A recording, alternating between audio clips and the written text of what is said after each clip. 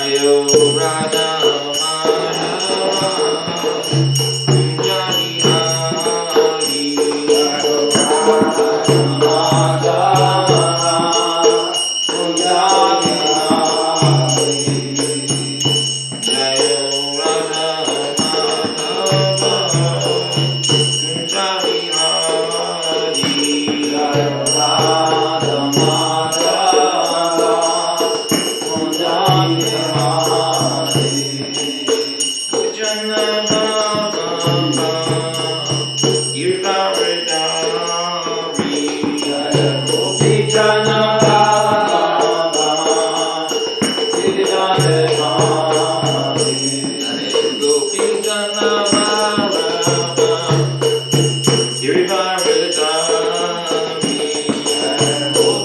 Madhava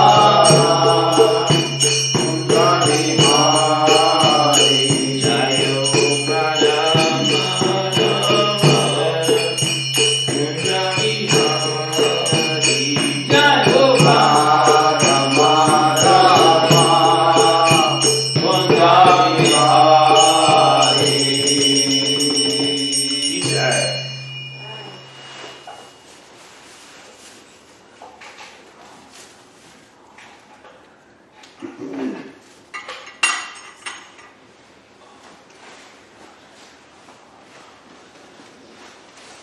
is the lover of Radha. He displays many amorous pastimes in the groves of Vrindavan. He is the lover of the cowherd maidens of Raj, the holder of the great hill named Govardhan, the beloved son of Mother Yasoda, and the delighter of the inhabitants of Raj. He wanders in the forest along the banks of the river Jamuna. Sainam namaskritya Naram Shaiva Narotamam Devin Sarasvatim Vyasam Tato Jamaduraya. Before reciting the Srimad Bhagavatam, which is the very means of conquest, one should offer respectful obeisances unto the personality of Godhead Narayan.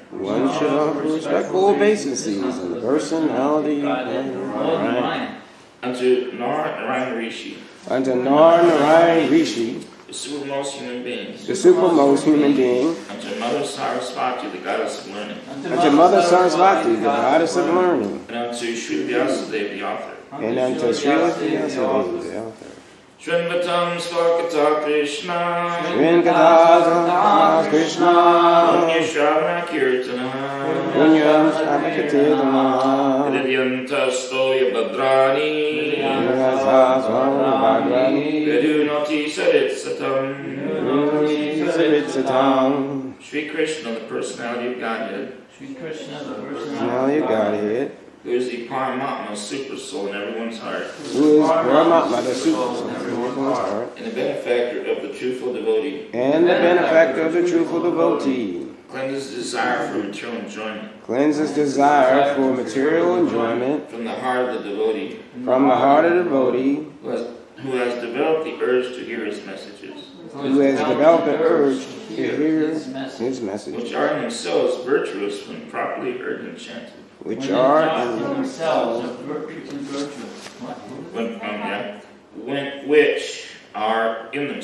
virtuous when properly heard and chanted. Nasta Preshu Badreshu Nityam Bhagavata Sevaya Bhagavatam Shloke Bhaktir Bhavati Naishtiki. By regular attendance in classes on the Bhagavatam, by the rendering of service to the pure devotee, all that is troublesome to the heart is almost completely destroyed. And loving service unto the personality of Godhead, who is praised with transcendental songs, established as an irrevocable fact. Om Namo Bhagavate Vasudevaya. Om Namo Bhagavate Vasudevaya. Om Namo Bhagavate Vasudevaya. Om Namo Bhagavate Vasudevaya. Om Namo Bhagavate Vasudevaya. Om Namo Bhagavate Vasudevaya. Reading from Srimad Bhagavatam, 2nd canto, 7th chapter, text 7. Please repeat. Kamam Tahati Ritino Nanu Rosa Krishya. That's Rosha, right? Rosha with SH. Please repeat. Kamam Tahati Ritino Nanu Rosha Krishya. Please repeat the whole line. Kamam Dahati Kritino Nanu Rosha Krishya. Kamam Dahati Kritino Nanu Rosha Krishya. Please repeat the next line, the first word. Rosam Dahantam Utate Na Dahantya Sayam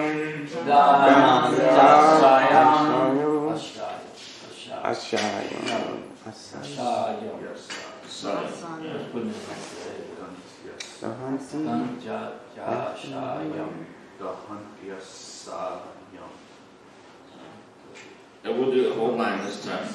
Rosam Dahantam Utatena Dahantya Sayam Rosam Dahantam Rosam Dahantam Utatena Dahantya Sayam Rosam Dahantya Sayam. Let's do the third line, first word. Soyam Yad Antaram Alam Pravisham Ibeti Yoyam Yad Antaram Alam Pravisham Ibeti Yoyam Yad Antaram Alam Pravisham Yo soyam yad antaram alam pravisam viveti. Soyam yad antaram pravisam viveti. Do the fourth line, first word. Kamaha katam nugunar asha manaha shayita Kamahakatam Putnu Gunar Asha Manaha Shrayeta Kamahakatam Gunar Asha Shrayeta. Anybody want to try that verse? Kamam dahanti kritino nanuyo rasha drishya Kamam dahanti kritino Rosam dahantam utatena dahant asham Rosam dahantam utatena Soyam yadantaram alam pravitsam viveti Soyam yadantaram pravitsam viveti Kama katam nupunasha manashrayeta Kama katam Kamam dahanti kritino nanurasa drisya Kamam dahanti kritino nanurasa drisya Rosam dahantam utatina dahantyasayam Rosam dahantam utatina dahantyasayam Soyam yadataram alam pravishan babite Soyam yadataram alam pravishan babite Kama katam nupanarasya manashrayita Kama katam nupanarasya manashrayita Kama dahanti kitino nanurasa drisya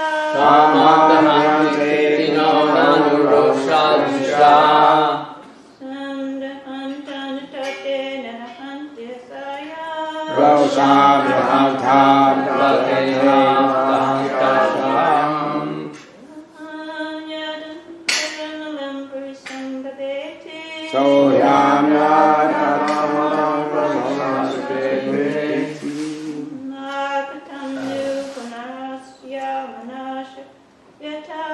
Kama katam nupunasya manashrayeta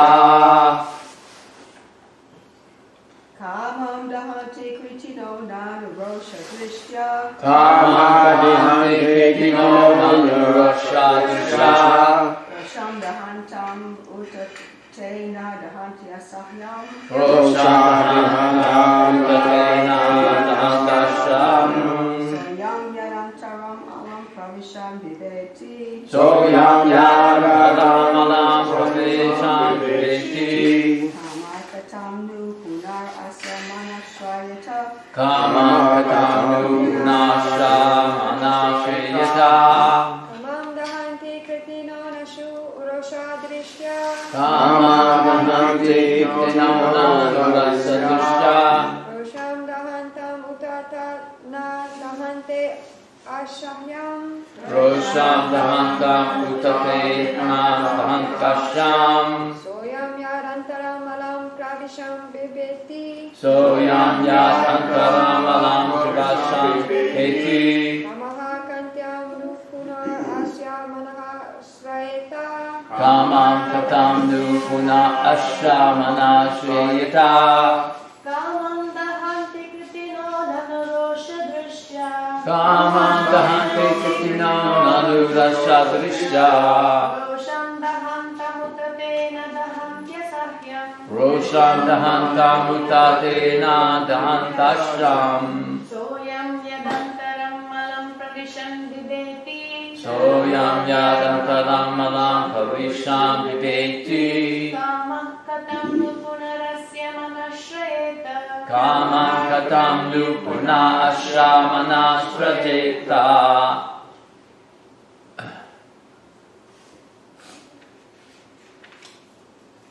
That's it. Please repeat.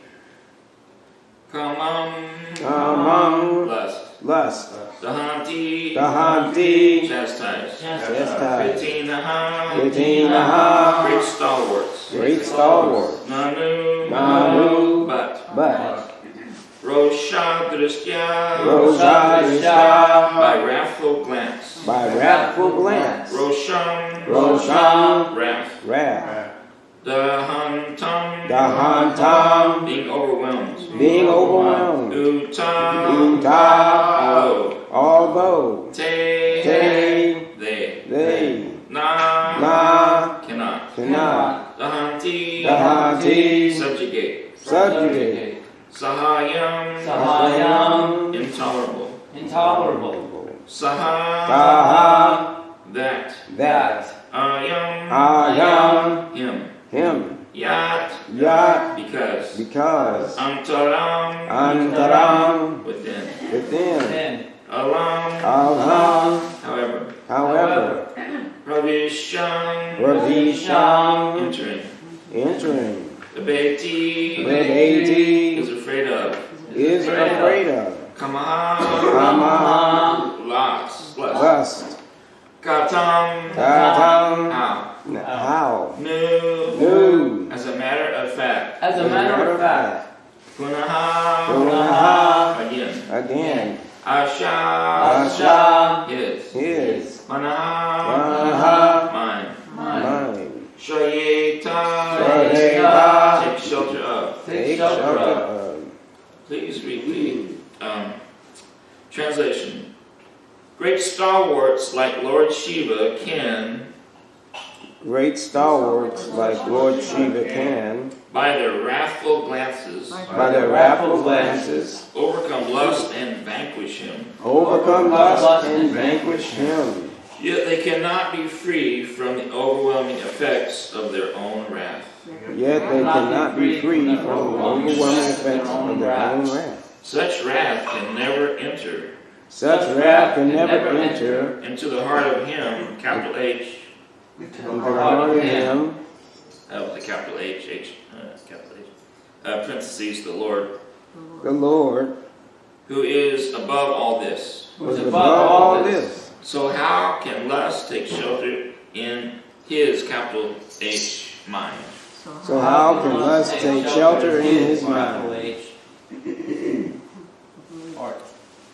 Mine.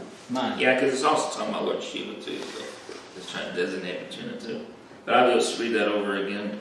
Please. Great stalwarts like Lord Shiva can, by their wrathful glances, overcome lust and vanquish him.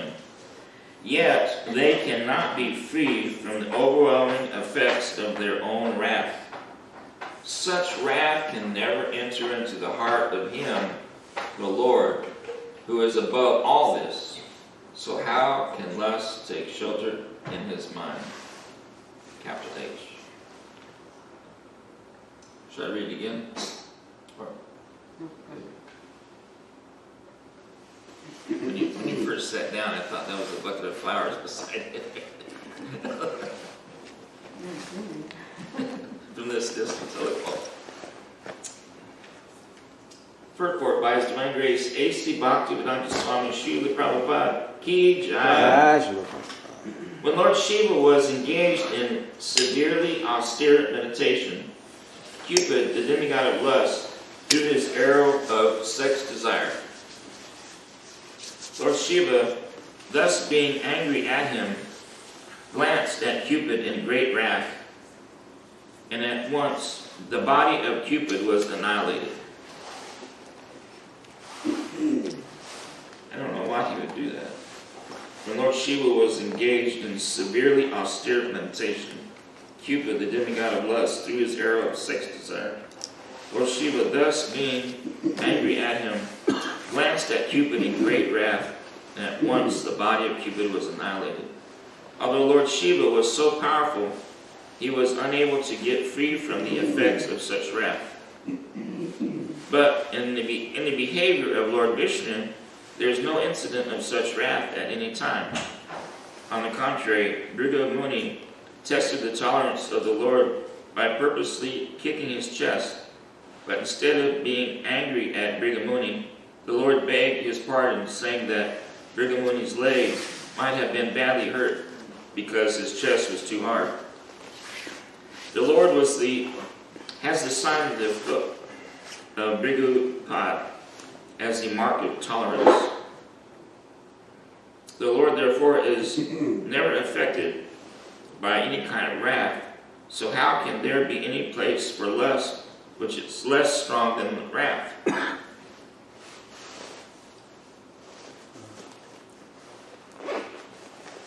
When lust or desire is not fulfilled, there is the appearance of wrath. But in the absence of wrath, how can there be any place for lust? The Lord is known as Apta Kama, or one who can fulfill his desires by himself. He does not require anyone's help to satisfy his desires. The Lord is unlimited, and therefore his desires are also unlimited. All living entities, but the Lord, are limited in every respect. How then can the limited satisfy the desires of the unlimited? The conclusion is that the absolute personality of Godhead has neither lust nor anger, and even if there is sometimes a show of lust and anger by the absolute, it should be considered an absolute benediction.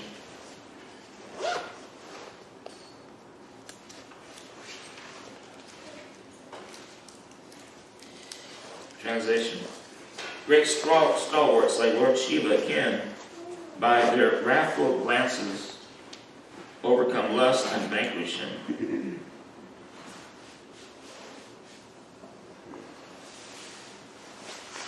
Yet they cannot be freed from the overwhelming effects of their own wrath.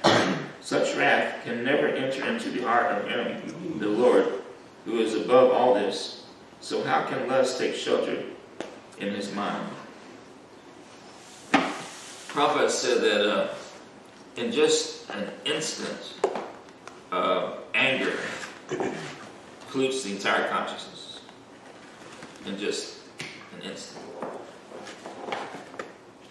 He also said just a drop, a speck of ink in a container of milk contaminates it. Speck of ink. And Krishna, everything emanates from Krishna, so you may say, well, anger, wrath, greed, lust, and all the moods and modes, energies, it all comes from Krishna. But Krishna is transcendental. And if he exhibits any form of, it would always be transcendental. It's like it's mentioned in benediction, if the Lord appears to have wrath, well, it must be considered a benediction. I'm not mistaken, didn't Krishna, when he grabbed the chariot wheel, was he traveling at the speed of mind toward Bhishma? Oh, I don't know. I don't know, but I mean, it just... Did you remember that? He was running. He was running. Yeah, he was Arjuna running. caught him, so he was running. Huh? Arjuna caught him, so he was running. Yeah. Running toward Vishnu. Arjuna caught him. I'm not so sure about that speed of mind thing, but anyway... If he was running, he was still running faster than most people. Yeah. I was thinking Bhishma must be able to, if he's running at the speed of mind, he must be able to really see really good. But anyway, so Bhishma Dev, he was seeing everyone on the battlefield, it would look as if, because when somebody's angry, they go really fast toward that person with wrath, and they can't get there quick enough to take out their vengeance, you know. So to anybody present on the battlefield, it would appear that Krishna is actually angry, but he was simply carrying out a transcendental activity with his pure devotee, Bhishma Dev. So who saw him and was just absorbed in the ecstasy, you know. That was his rasa, shrivel. Yeah. Yeah.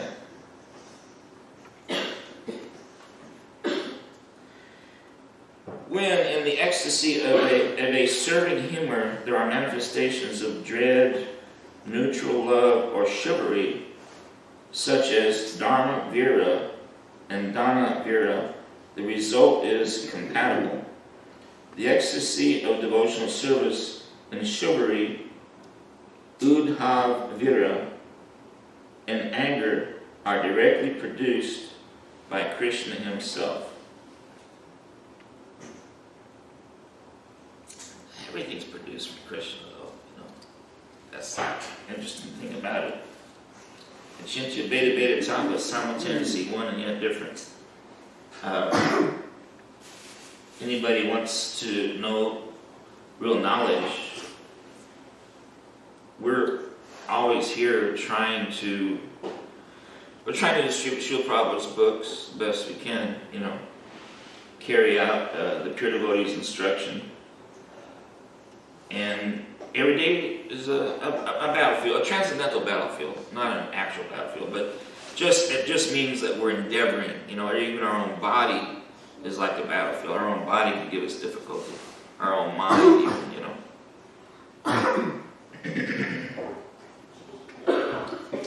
So when we talk about lust, Prabhupada says that, you know, lust is the shackles of the material energy that keeps us in material energy, and that lust destroys the urge for self-realization. So lust is not our friend.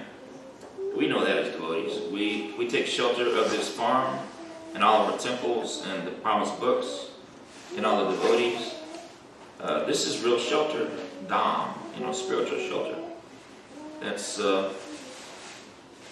and it's available for anybody who really wants to come and take shelter also from the material energy. Just as long as they don't bring their cell phones and stay absorbed. But that's what Prabhupada said, you know, your prerequisite for devotional service is to be burnt out on material energy.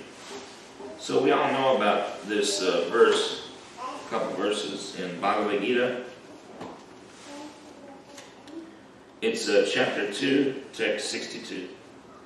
Dayatato Vishayan Kunshaka Sangasteshu Pajayate Sangat Sanjayate Kamaha Kamat Kroda Vijayate. While contemplating the objects of the senses, a person develops attachment for them. And from such attachment, lust develops. And from lust, anger arises.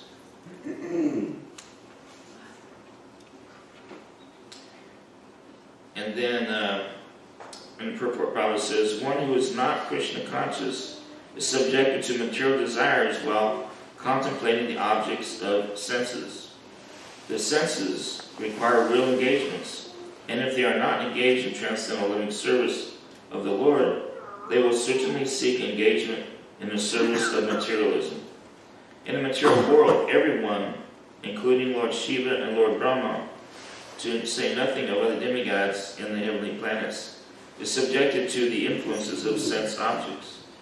And the only method to get out of this puzzle of material existence is to become Krishna conscious.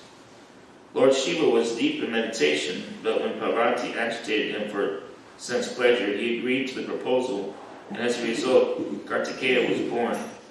When Haridas Thakur was a young devotee of the Lord, he was similarly allured by the incarnation of Mayadevi, but Haridas easily passed the test because of his unalloyed devotion to Lord Krishna.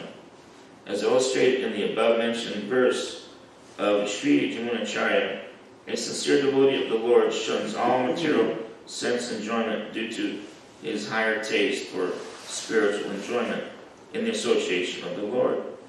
That is the secret of success.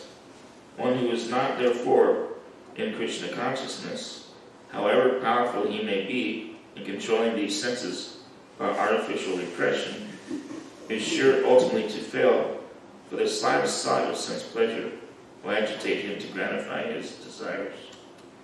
It's also said in Bhagavad Gita that one who controls his senses and organs of action, but whose mind dwells upon the sense objects, certainly deludes himself and is called a pretender.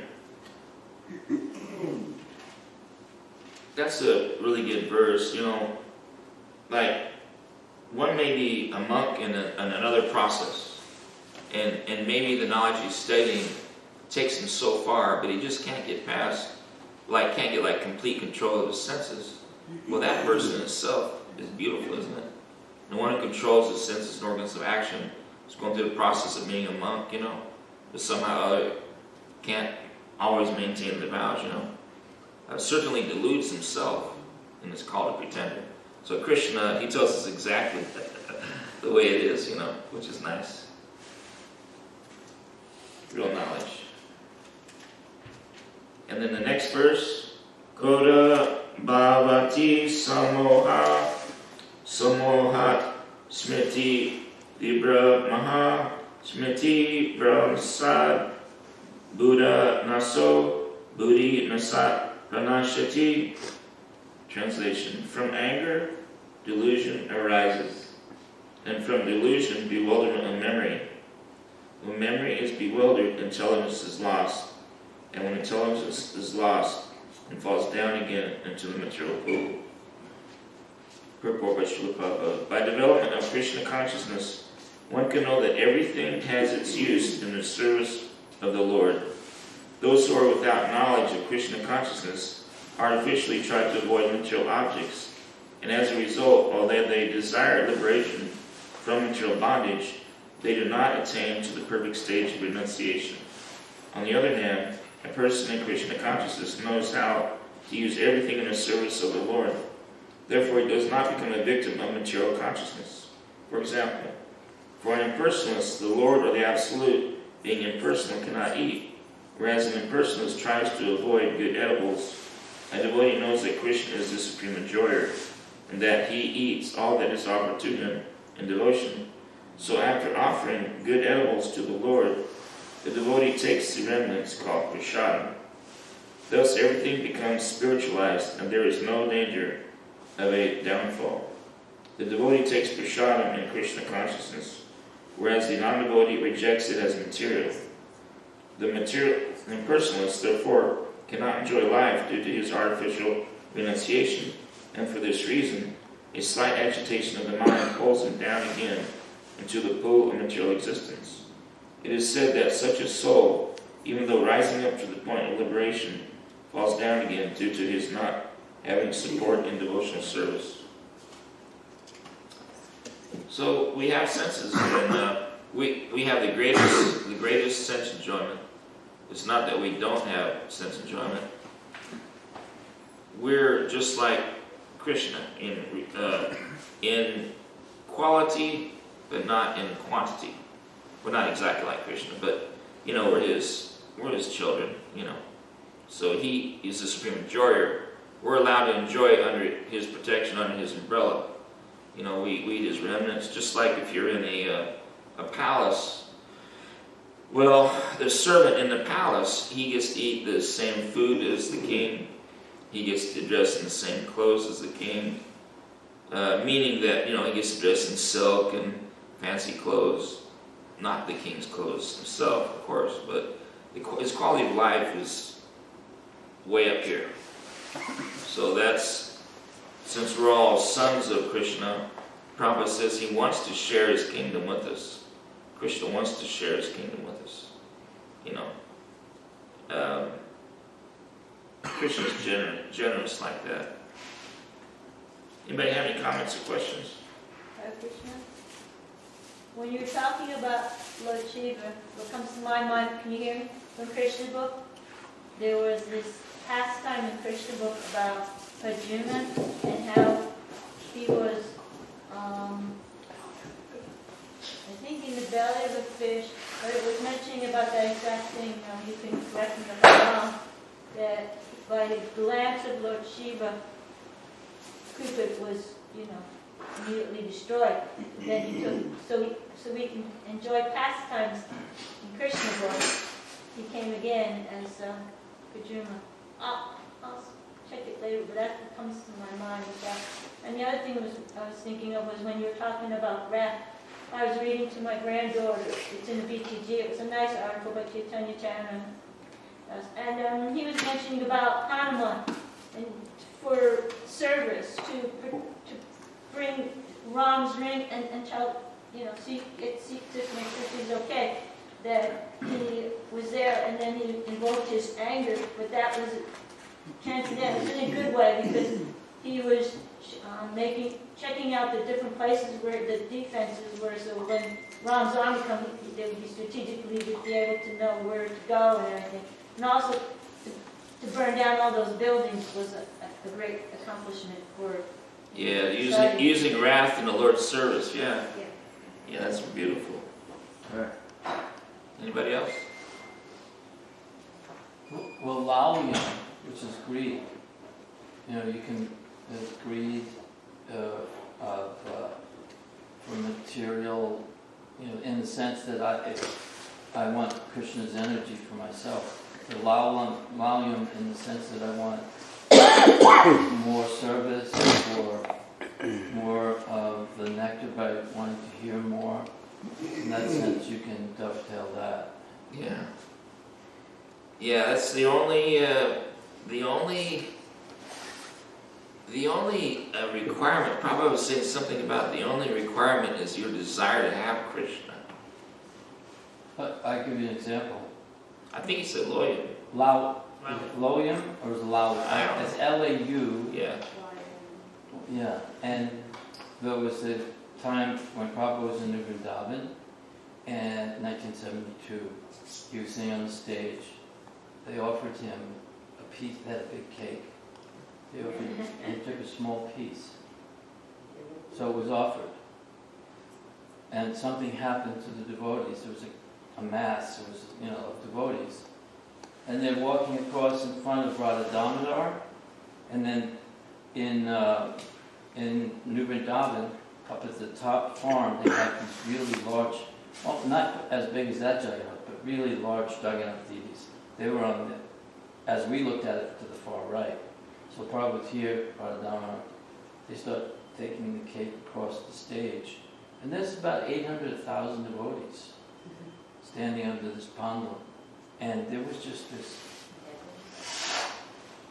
like a tsunami of arms and grabbing. That cake was eviscerated. Yeah. And I was part of it. I actually went, my godbrother Lokamangala was standing in front of me, and I went over his shoulder. As he was putting something, it was actually partially in his mouth.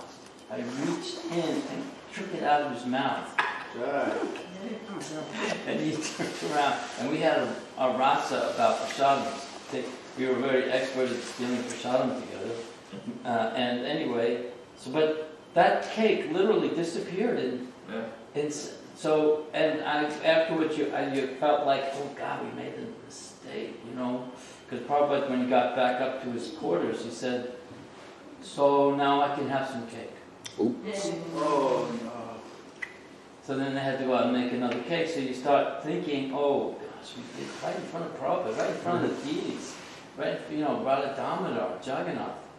What did we do? And then talk to some. I have to admit, I mean, you remember those days? Everybody, Yeah. So everybody was that's loud. skinny and That's a spontaneous, loud, It's greed for that, yeah.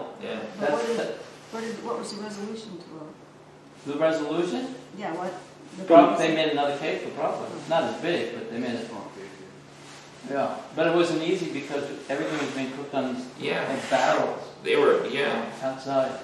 I heard, They're baking? baking inside the barrels, I heard. Yeah, Wow. everything was. You see pictures in the video. Yadavar has. Yeah, I've seen that. Yeah, so that's where they were cooking. It was really austere. There was no facility. If you didn't bring your own tent, you had to sleep, and it started to rain, and the bathing got became a huge mud puddle. The day of my initiation was Ekadasi, so we thought, oh, we don't have to shave. And then Sudama Maharaj came around and said, Prabhupada said, if you're getting initiated, you must be cleanly shaved. You had no facility. I had a metal bowl like this with rainwater in it. Yeah. And the mirror was of the car, the van, Yeah. like that. That's awesome. But you'll never forget that. No, I can't forget it. But then there was that devotee, Jastamantinanda. He went to Gujarat. He had long hair. Uh-oh. He had his job. Oh, yeah. He had to cut his hair. Oh, yeah. So it was.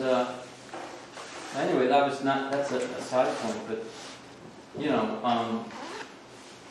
didn't care about the material comforts. There was so much.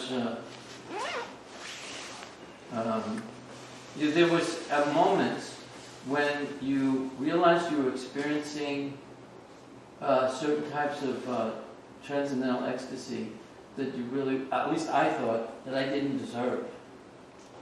Like the example I'm thinking of is, if you hear on the same thing on the videotape of the devotee explaining that when Prabhupada went into the Kirtan, that's the one I was and thinking all of. the devotees were like Right. rushing to show Prabhupada, and he said, I'm going to have such an ecstatic kirtan as this, and this, That devotee says it was like, the clouds were raining. yeah.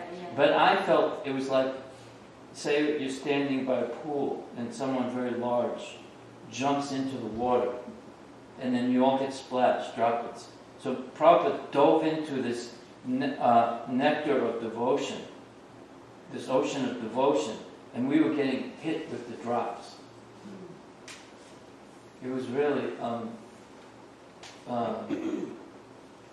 and actually, and the thing is, I was just talking to my wife about Vani and Babu. So, okay, I can just, and so sometimes when I hear devotees about their pastimes with Prabhupada, I get, a little jealous like that. But actually, I realize that when one hears, really hears it and appreciates it, then they can feel it themselves. Yeah. It gets more, and actually the scripture says that it's das anu das anu das anu das. The more removed, Yeah. because the tendency sometimes you get, so there's no loss, there's no reason. By hearing, you can experiencing that. You can see it, you can feel it. Of course, I wouldn't trade that moment with anyone. Well, I'll just read one more thing. The glories Sorry. of Bhagavad Gita. No, that's wonderful, Prabhu. You're such an inspiration for all of us, and I've always relished your association, and I've always served in separation. You know that. So I know what you're talking about. Yeah. Yeah. Everything I hear is even sweeter because I'm experiencing it through my godbrothers. Those pastimes. I didn't really meditate on it, But this one is the glories of chapter 10, meaning the Bhagavad Gita from the Gita Mahatmya of the Padma Purana. Lord Shiva's glorification of the Bhagavad Gita. Just a few pages. Lord Shiva said, "My dear Parvati, I will now relate to you the glories of the 10th chapter of the Srimad Bhagavad Gita, which are themselves a stairway to the spiritual world. In Kashipuri, there was a Brahmana of the name Dhirabhuti, who was as dear to me as Nandi, my carrier. He was always peaceful, and all his senses were fixed in the glorification of Lord Krishna. Wherever he would go, I would follow him with great love, so that I could protect and serve him. Seeing my activities, my eternal servant Brigangiridi inquired from me, "What kind of austerities and other pious activities has this great devotee performed that you are personally rendering service to him?"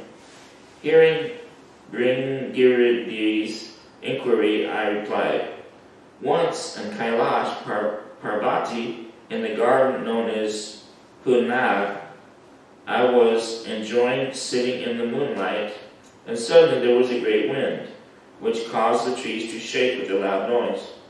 A shadow was cast all around, as if a mountain was moving. In the sky, a large bird, the color of a rain cloud, appeared. Due to the flapping of its wings, it was causing the trees to shake and the dust to swirl around.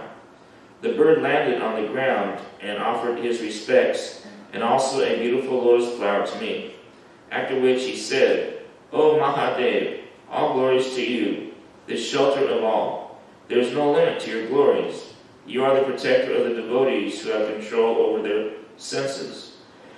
And you are the foremost of all the devotees of the Supreme Lord Krishna. Great souls such as Brihaspati are always chanting your glories. But even the 1,000-headed Anantasesh is not able to fully describe your glories, so what to speak of a bird like me, having such small intelligence?' After hearing the bird's prayer, I inquired, quote, 'Who are you, and where are you coming from? You look like a swan, and your bodily color is that of a crow.' End quote. The bird said, 'Please understand that I am the swan carrier of Lord Brahma, and the reason for my body having attained a black color, I will relate to you. Just close to Surat, there is a beautiful lake, and from this wonderful heavenly lotus came.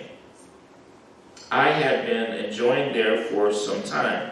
Just as I was flying away, I suddenly fell to the ground, and my body took on this black color. At that time, I was thinking to myself, how have I fallen down? And how has my body, which was white like camphor, turned black? While thinking in this way, I heard a voice coming from the lotuses in the lake.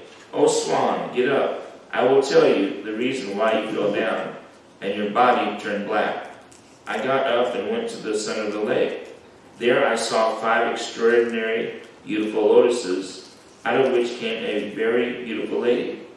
After circumambulating her, I asked the reason for my falling down. She replied, 'O black swan, while you were flying, you flew over me, and due to this offense, your body has now become black.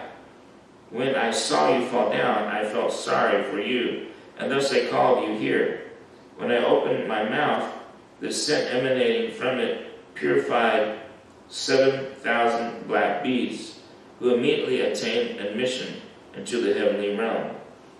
My dear king of birds, the reason I have such power, I will tell you.' Quote, 'Previously to this birth, 3 births before, I was born in a Brahmana family. My name was Sorojavadan. My father had always instructed me in the principles of chastity, and when I got married, I served my husband very faithfully. One day I found a myna, a blackbird, and due to looking after it, my service to my husband became affected. He became angry and cursed me to become a myna in my next birth. In my next birth, I became a myna, but due to my following the principles of chastity strictly, I managed to come in contact with some sages. who kept me at the ashram. A daughter of one of the sages looked after me. While staying there every morning and evening, I would hear the recitation of the 10th chapter of the Srimad Bhagavad Gita, due to which, in my next birth, I attained the body of an apsara named Padmavati and resided in the heavenly planets. One day, I was traveling in a flower airplane when I saw a beautiful lotus flower on this lake. Coming here, I started to enjoy it in the water. At that time, Durvasa Muni arrived and saw me completely naked. Being afraid of him, I immediately took the form of 5 lotuses. My 2 arms became 2 lotuses, and my 2 legs became 2 lotuses, and the rest of my body became the 5th lotus. From Durvasa Muni's eyes, fire started to emanate. He said that I was sinful and would stay in that form for 100 years. After cursing me, he immediately disappeared. But fortunately, I was able to remember the 10th chapter of Srimad Bhagavad Gita, and today I have become free from the curse. Due to your crossing over me, you fell to the ground, and your body became black. But if you hear from me the 10th chapter of Srimad Bhagavad Gita, you will become free from this situation. After Padmavati had completely recited the 10th chapter of the Srimad Bhagavad Gita, she left in an airplane for Vaikuntha. After that, I came here and offered this beautiful lotus from that lake to you.